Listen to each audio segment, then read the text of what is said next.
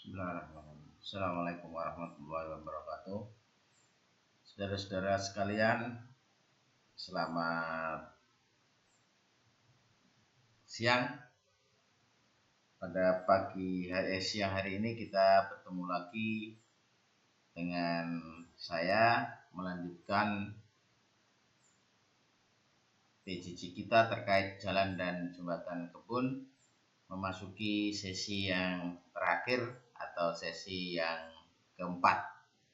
Bapak Ibu sekalian, bahwa di sesi-sesi sebelumnya kita sudah bisa membuat sebuah analisis harga satuan, berapa sebetulnya nilai daripada investasi kita dalam satuan pembuatan jalan, berapa rupiah per meter, rupiah per kilo, rupiah per meter kubik, rupiah per meter persegi,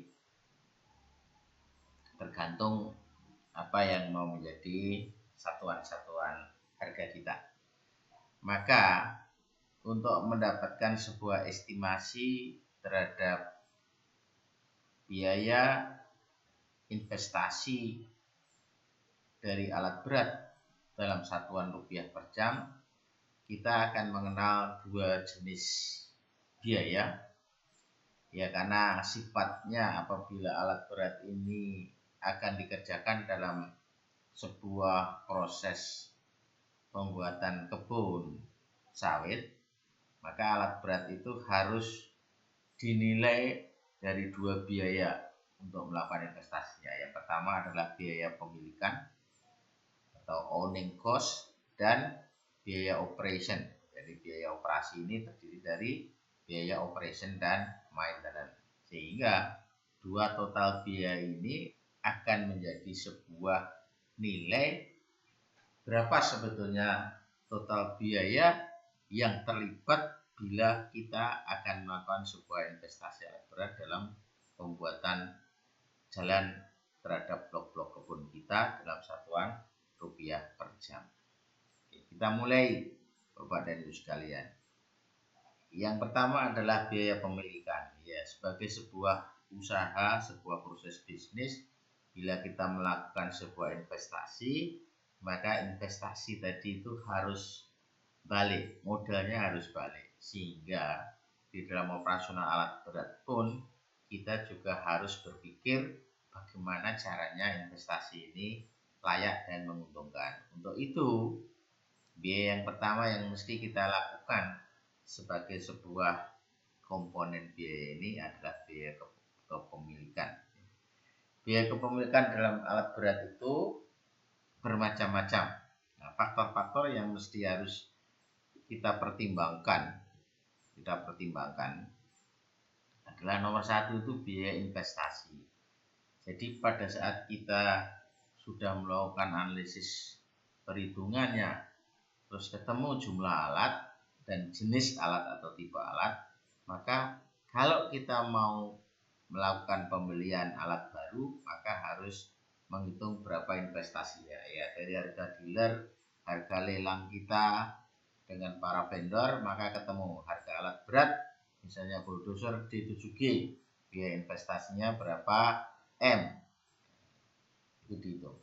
Yang kedua, dari biaya investasi tadi harus bisa di-spreading, dibagi-bagi menjadi sebuah biaya. Nomor satu ini kita sebut biaya depresiasi, ya, penyusutan. Jadi biaya depresiasi itu adalah pada saat kita invest berapa jumlahnya, nanti nilai buku sisa itu berapa dalam peraturan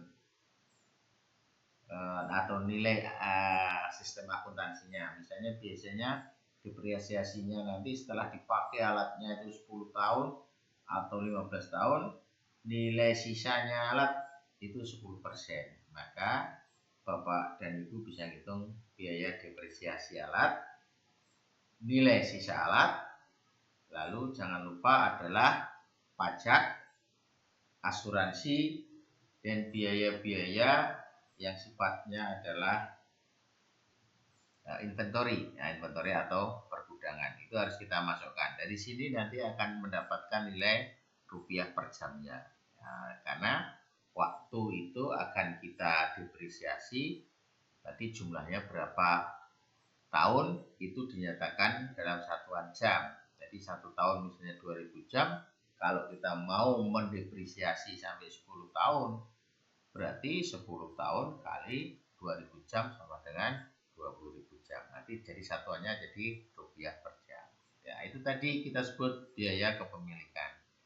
Biaya kepemilikan ini kalau di lingkup PTBN saya kira Bapak dan Ibu tinggal meminta datanya dari bagian keuangan atau akuntansi ya. Tapi kalau kita membuat sebuah perencanaan estimasi penyusunan jalan kebun, ya harus dihitung sendiri seperti itu. Tapi kalau alatnya sudah ada di tempat Bapak dan Ibu tinggal menjalankan, maka biaya pemilikan yang nanti mungkin biaya penyusutan dan lain-lain sudah ada, itu rupiah per jam. Maka yang perlu diperhatikan lebih seksama ini adalah biaya maintenance dan operasional, bahwa alat berat yang sekarang kita miliki atau alat berat yang mau kita investasi nanti pada saat mau diaplikasikan di dalam medan jalan kebun kita harus menghitung biaya-biaya maintenance dan operasional. Yang pertama mesti adalah bagaimana mengestimasi rupiah per jam terhadap pemakaian BBM. Jadi BBM ini harus dihitung berdasarkan BBM yang ada di lokasi Bapak Ibu. Ya, kalau harganya Pertamina mungkin sama, tapi delivery dari deponya Pertamina sampai dengan lokasi kita itu butuh sebuah sarana transportasi yang mungkin harus menjadi beban kita. Oke, itu yang disebut sebagai harga satuan BBM. Yang pertama, bagaimana cara menginvestasinya, menghitungnya, mengestimasinya. Jadi di dalam alat-alat berat biasanya ada sebuah koefisien bahan bakar. Jadi satuannya bisa liter per jam per HP, horsepower-nya alat. Nanti kali HP. Ya, HP-nya alatnya berapa? Bila Bapak Ibu menggunakan alatnya 150 HP, maka 150 kali HP-nya berarti liter per jamnya dapat. Nah, liter per jamnya dapat, maka dikalikan biaya bahan bakarnya dalam rupiah per liter. Sehingga Bapak Ibu dapat rupiahnya pemakaian bahan bakar. Rupiahnya pemakaian bahan bakar per jamnya. Dari alat berat yang Bapak Ibu lakukan. Yang kedua adalah biaya pemeliharaan atau servis. Ya, kita memang tidak bisa melakukan pendekatan eksak karena memang ini kita estimasi, kita berpikir bahwa pada saat kita melakukan investasi menjalankan alat berat butuh BBM, lalu yang kedua servis. Nah, servis biasanya dilakukan pendekatan dengan ada sebuah tabel, nanti kita lampirkan di belakang, presentasi prosen ya, presentasi biaya pemeliharaan, nanti jenis alatnya apa, lalu pengoperasiannya alat itu pada kondisi apa ya. Jadi kalau nanti Bapak dan Ibu menggunakan manual dari beberapa alat berat ya, di buku pembelajaran kita pre-learning, mohon maaf kita mencoba memberikan gambaran yang lebih detail ke Bapak Ibu, tapi di dalam lampiran buku pre-learning itu kami menggunakan pendekatan alat beratnya Unity Tracker, sehingga estimasi konsumsi bahan bakarnya nanti tinggal pada kondisi operasionalnya yang biasanya itu light duty yang pekerjaannya ringan, medium duty atau high duty. Nanti alat beratnya apa? Keluar, misalnya ekskavator PC 200 itu light duty, maka di situ ada pemakaian bahan bakarnya 20 liter per jam. Nah, gitu. Tapi bila kita tidak mempunyai sebuah struktur unit alat, pendekatannya berbasis HP. Ini yang estimasi. Lalu biaya pemeliharaannya juga gitu. Presentasi biaya pemeliharaannya nanti berapa, kondisinya light duty, heavy duty, medium duty atau favorable, ya tergantung dari tabelnya. Nanti presentasi biaya pemeliharaan berapa, biasanya dikalikan dengan biaya bahan bakar dari poin 1, maka ketemu rupiah per jamnya. Jadi punya rupiah per jam pemakaian bahan bakar, rupiah per jam biaya pemeliharaan atau servisnya. Yang ketiga itu adalah biaya workshop, ya, biaya workshop. Jadi di tata kelola ini biaya pembayaran servis, biaya perbaikan ini adalah biaya pengelolaan workshop, biaya perbaikan repair, kalau ini pemeliharaan, repair maintenance, ini servis. Ini persentase kondisi operasional, nanti kondisi operasionalnya seperti apa dikalikan biaya depresiasinya rupiah per tahun. Dengan rupiah per tahun 1 tahun diestimasikan berapa jam, ketemu rupiah per jam. Ya, poin keempat itu ada biaya perbaikan akibat khusus kalau alat berat Bapak Ibu itu mempunyai roda rantai, rodanya crawler, sehingga mesti ada biaya roda. Kalau roda-rodanya itu adalah roda ban, itu langsung bisa dihitung. Ya, jadi crawler ini ada biaya pemeliharaannya, ya beda. Kalau roda ini bisa dihitung umurnya berapa, kondisi seperti berapa, langsung Bapak Ibu ganti. Nah, itu sebagai biaya roda. Tapi kursus biaya crawler atau undercarriage, ya, itu terdiri sebuah sistem yang kompleks. Jadi ada rantainya, ada idlernya, ada track rollernya, ada carrier rollernya. Nah, sistem-sistem alat berat itu menjadi sebuah pendekatan khusus untuk undercarriage. Ya. Jadi undercarriage kelompoknya bulldozer, lalu dozer shovel yang menggunakan track atau menggunakan crawler, itu Bapak Ibu harus mengestimasi biayanya. Ya, biayanya ini nanti adalah menghitung harga undercarriage-nya berapa dibagi estimasi jam pemakaiannya setahun berapa. Ini dikalikan 16%. Ini hitungan dari handbooknya Douglas.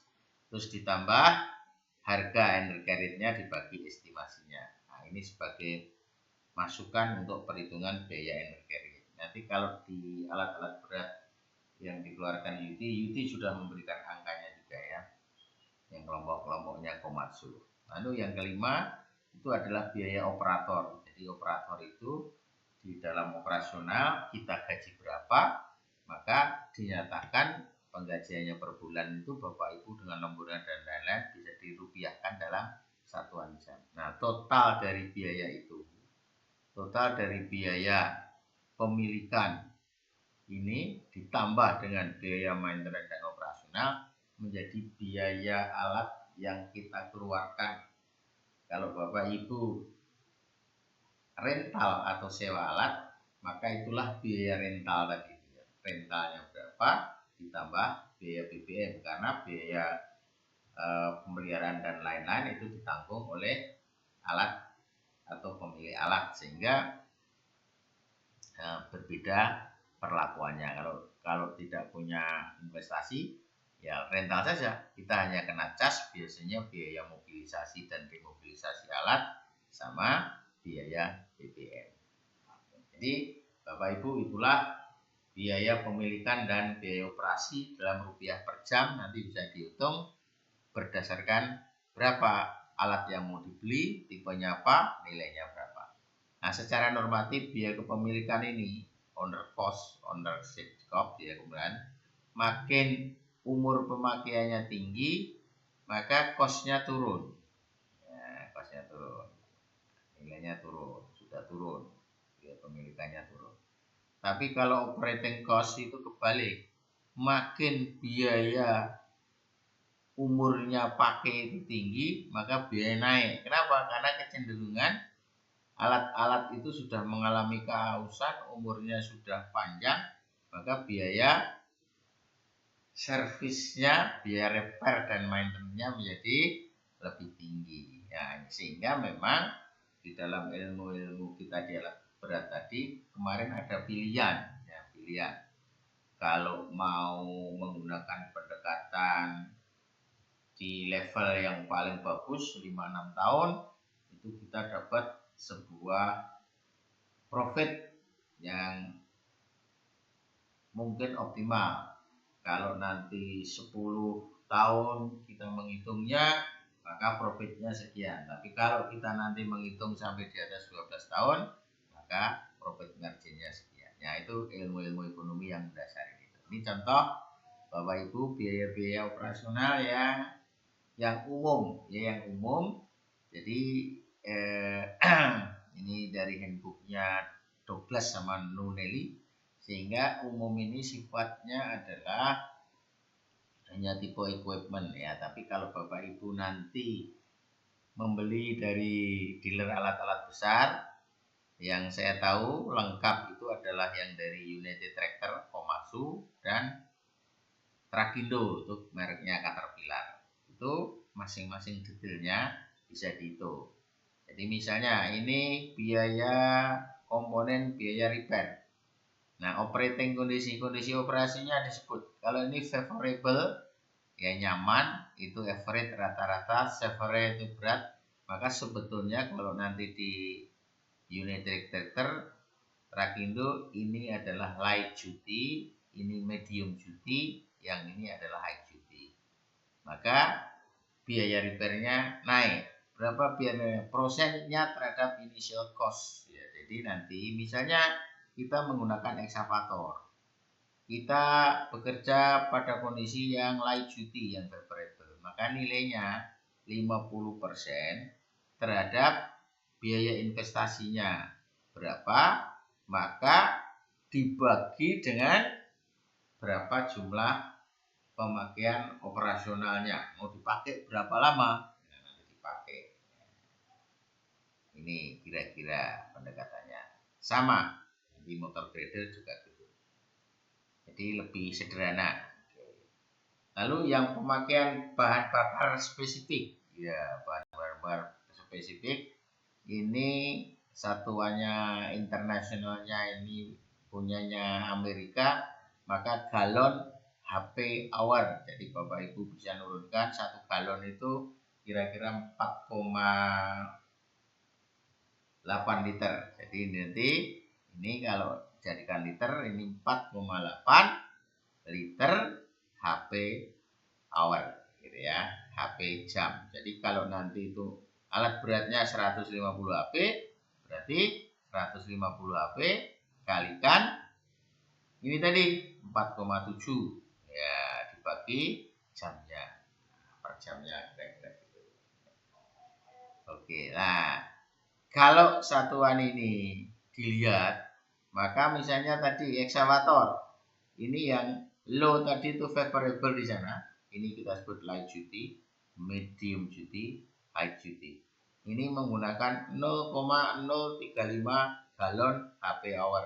Jadi alat beratnya 150 HP, 0,035 kali 150 HP. Satuannya galon. Galon dijadikan liter, berarti kali 4,7 liternya dapat. Nah, ini kira-kira. Nah, lalu service factor cost ini biasanya persen terhadap fuel cost. Nah, jadi persen terhadap fuel cost yang tadi untuk menghitung, ya, ini Bapak Ibu ya, biaya pemeliharaan yang service factor. Jadi nanti prosentasenya sudah ketemu, kalikan biaya bahan bakarnya.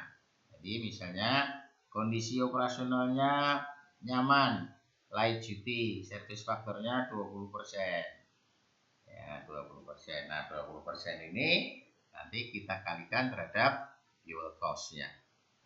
Itulah kira-kira biaya-biaya pemilikan dan biaya-biaya repair maintenance yang totalnya mencerminkan sebuah rupiah per jam bila alat milik sendiri atau kita melakukan investasi sendiri.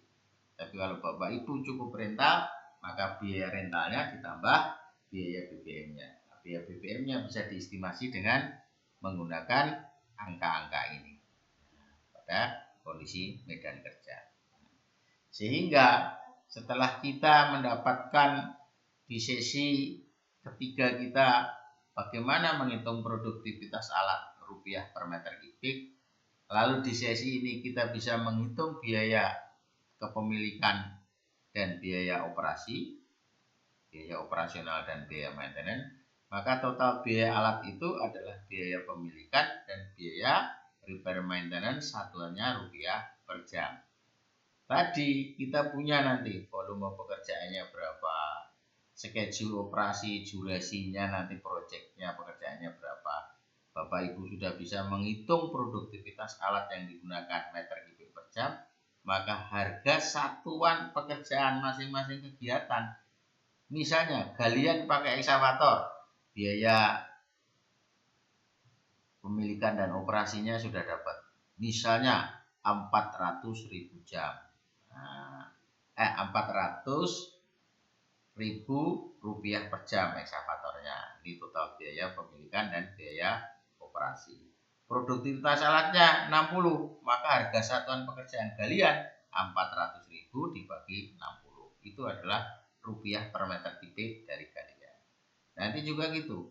Pada saat terjadi proses di jalan itu perlu diratakan dengan bulldozer. Bulldozer pada saat meratakan itu, bulldozer berapa hitungannya? 600.000 rupiah per jam biaya pemilikan dan operasinya. Produktivitas bulldozernya berapa? Bisa 80 meter kubik per jam. Maka harga satuan spreading untuk meratakan timbunan tadi adalah sekian rupiah per meter kubik. Ya, itu kira-kira analisis harga satuannya. Bapak Ibu, kita coba beberapa contoh yang biasanya dilakukan untuk aplikasi fleet alat. Jadi manajemen alat berat yang kita kelola adalah membuat atau melakukan pemeliharaan di jalan-jalan kebun. Ya, yang pertama kali adalah bila ini kita mau melakukan timbunan jalan, Bapak Ibu bisa menggunakan alat berat yang umum kita pakai. Ini adalah Komatsu PC200 atau kalau Caterpillar itu CAT 230 ya. Jadi bucketnya ini kira-kira harga volumenya ini adalah 0,96 kubik lah. Jadi kalau nanti itu munjung bisa sampai 1,2, varian-variannya di situ. Karena tergantung jenis tanahnya, jenis kuorinya, apakah ini tanah batuan atau tanah ini adalah tanah laterit, tanah merah, sehingga berapa produksinya. Jadi ini digunakan eksavator, fungsinya adalah menggali, excavation, menggali dan nanti memuat ke dalam truk karena kita mau melakukan hamparan timbunan di sepanjang jalan kita. Ini Bapak Ibu lihat nanti alat beratnya bekerja. Nah, ini truknya ya, dimasukkan ke baknya. Ini kita menggunakan truk, ada variannya, ini ada yang kecil mungkin 10 sampai 20 ton. Nah, jangan-jangan kita tidak mengelola transportasinya tapi disubkan bisa. Yang penting operasi alat kita ini harus diikuti dengan jumlah yang sesuai supaya pekerjaan eksavator pada saat menggali dan memuat itu tidak menunggu. Nah, nanti ini di daerah Boropit dan di Kuore kita menggunakan 2 eksavator, dump truknya 1. Nah, jadi nanti waktunya hilang untuk menunggu, sehingga Bapak dan Ibu harus bisa menghitung bahwa sistemnya harus betul-betul satu kesatuan. Maka 2 eksavator ini bila produksinya nanti gali dan muat 60 kubik, maka kali 2 120 kubik. Maka 120 kubik ini kalau nanti itu jalannya dengan dump truck itu sejauh 5 kilo, butuh dump trucknya berapa? Ternyata 10, maka dia harus ada 10. Sehingga mesti ada sebuah proses. Nanti yang ada di kuori ada 3, yang ada di jalan mungkin ada 4, nanti yang membuang sudah 3. Nah, siklus itulah yang kita manage di dalam sebuah sistem fleet management, sistem alat-alat berat. Karena kalau 2 ini tidak diimbangi oleh jumlah truk yang sama, misalnya ini 2 truknya 3, nanti 2 ini eksavatornya itu hanya nganggur, idle. Nah, sehingga nilai investasinya tadi nggak akan masuk. Akhirnya harga rupiah per meter kubiknya menjadi mahal. Nah, ini haulingnya, ngangkutnya, dan ini menumpah di jalan ini kira-kira. Nah, jadi pada saat ditumpah, Bapak Ibu juga harus membuat scheduling, harus punya bulldozer. Ya, jadi dengan scheduling itulah efektivitas perolehan daripada harga satuannya turun. Misalnya dump truknya siapa tahu belum gali, ini belum ada pekerjaan, tapi dump truk sudah siap, maka mesti ada waktu tunggu terhadap bulldozer. Jadi perlu dipertimbangkan schedule kedatangannya alat ya. Mungkin ini sudah terhampar sampai 100 meter, Bapak dan Ibu mendatangkan bulldozer. Nah gitu. Kira-kira ini adalah spreadingnya untuk menimbun di jalannya. Yang perlu diperhatikan yang lain ini adalah kondisi-kondisi khusus karena Bapak Ibu akan membuat jalannya. Jadi faktor-faktor yang dipertimbangkan yang biasanya mengganggu di dalam proses kita jalan itu adalah air, tapi ini kondisional ya. Jangan-jangan ada. Jadi bila ada air di daerah kita, jalan itu membuat becek dan berlumpur, maka secara normatif air itu harus dibuang dari lokasi dan air tidak bisa kita lawan, maka harus dikolek di daerah tertentu yang lebih rendah. Bapak Ibu pasang pompa atau dibuang sehingga daerah jalan kita menjadi lebih kering. Nah, karena proses inilah kita bisa melakukan pemadatan dan penimbunan ya, ditimbun pelan-pelan dipadatkan. Karena kalau airnya masih ada moisture, maka dia akan merusak subgrade lapisan tanah dasar, otomatis lapisan-lapisan tanah yang di atasnya lagi. Jadi pada kondisional khusus untuk pekerjaan-pekerjaan timbunan jalan kita ini harus dikeringkan. Nah, maka Bapak Ibu harus menyiapkan, karena di daerah kita ini jauh, harus punya genset kecil termasuk pompa ya. Karena di kondisi-kondisi kita yang remote tuh nggak ada listrik biasanya, itu susahnya. Oke, jadi kalau sudah diratakan, Bapak Ibu nanti bisa melakukan pemadatan ya, dengan menggunakan vibratory roller. Jadi roller yang di depan ini, kalau jalan normal beratnya sama dengan berat ini 8 ton, tapi kalau ini vibrate bergetar itu bisa jadi 10 ton. Nah, itu yang kita manfaatkan. Nah, sehingga secara normatif aturannya per layer nanti lapisnya ya. Lapisnya kita misalnya 10-an senti dipadatkan, naik lagi 10 cm sampai ketebalannya 30 cm misalnya, seperti itu.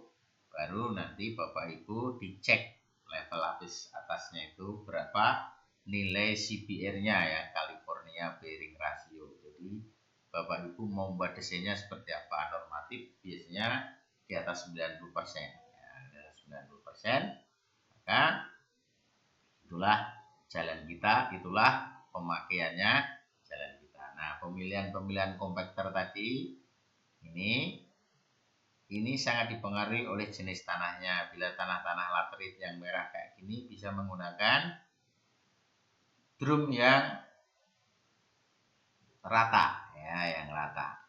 Jadi drumnya bulat saja. Tapi kalau nanti Bapak Ibu tanahnya ini misalnya ini clay ya, ini ada saudara kita pikir memberi informasi terkait bahwa terjadi varian tanah timbunnya.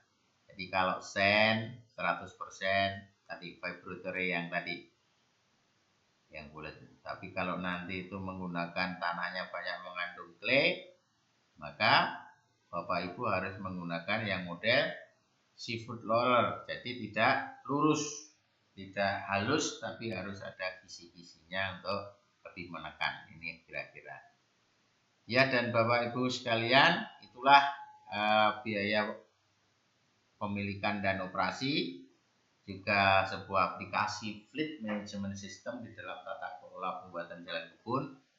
Nah, kita berikan sebuah contoh kasus yang sederhana ya. Kita mau menimbun jalan kebun Bapak Ibu. Jadi panjang jalannya itu 8 kilo, sehingga 8.000 meter. Lebar jalannya itu 7 meter ini. Jadi ini masuk kelompok main road ya, main road badan jalannya. Nah, kita mau nambah tebalnya, ini maintenance jalan hanya 15 cm, 0,15 meter. Maka kalau spek ini dihitung dengan panjang 8.000 meter, lebarnya 7 meter, tebalnya 0,15, maka kalau ini kita kalikan nilainya itu 8.400. Nah, 8.400 itu adalah sebuah kondisi yang di sesi pertama kita sebut adalah CCM, compacted cubic meter. Maka kebutuhan untuk tanah timbun itu harus dilakukan konversi. Nah, jadi tanah timbunnya itu tanah lus itu 9156. Ini kita lihat tabel konversinya adalah kalau ini tanah-tanah biasa, karena ini di contoh kita sirtu. Nah, gravel, pasir dan batu kecil-kecil itu konversinya 1,09. Jadi 8.400 itu 9156 itu yang gembur. Ini yang harus kita datangkan. Tidak lagi 8.400. Kalau nanti Bapak Ibu datangkan 8.400, nanti sedikit, jadi dia turun, akhirnya volumenya kurang. Itu estimasinya ya. Nah, di kasus kita sirtunya itu beli dari supplier, jadi terserah suppliernya, pokoknya sirtu diampar di sepanjang panjang jalan kita yang 8 kilo. Bagaimana hitungan produktivitasnya? Ya, jadi pada saat sudah diampar oleh supplier di sepanjang jalan kita memilih menggunakan bulldozer ya.